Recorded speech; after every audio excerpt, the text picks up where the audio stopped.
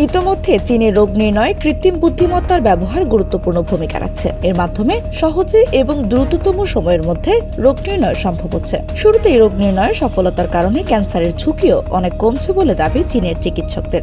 অন্যান্য সব জটিল সেক্টরের মতো স্বাস্থ্য খাতেও কৃত্রিম বুদ্ধিমত্তা অবদান রাখছে, নির্ণয় করছে জটিল কঠিন সব রোগ। সম্প্রতি চীনের প্রযুক্তি জায়ান্ট টেনসেন্ট ডায়াগনোসিস বা রোগ নির্ণয়ে এআই ব্যবহার শুরু করেছে। ফলে দেশটিতে পলিপ শনাক্তের হার বেড়েছে, পাশাপাশি ক্যান্সারের ঝুঁকিও কমছে। টেনসেন্টের এআই সহায়ক কোলোনোস্কোপি চীনে মিং নামে পরিচিত ওয়েনচু সেন্ট্রাল হাসপাতাল কোলোনোস্কোপি বা মিং প্রযুক্তি ব্যবহার করে সেবা প্রদান করছে। সুফল পাওয়ায় রোগীদের কাছেও গ্রহণযোগ্যতা বাড়ছে। সর্বপ্রথম ওয়েনচু সেন্ট্রাল হাসপাতালে এআই প্রযুক্তি ব্যবহার করে সবদান শুরু করার উদ্যোগ গ্রহণ করেন হাসপাতালটির গ্যাস্ট্রোএন্টারোলজি বিভাগের প্রধান ডাক্তার প্যান্সি। এআই প্রযুক্তি ব্যবহারের ফলে রোগ নির্ণয় ও সেবাদান আরও সহজ হচ্ছে।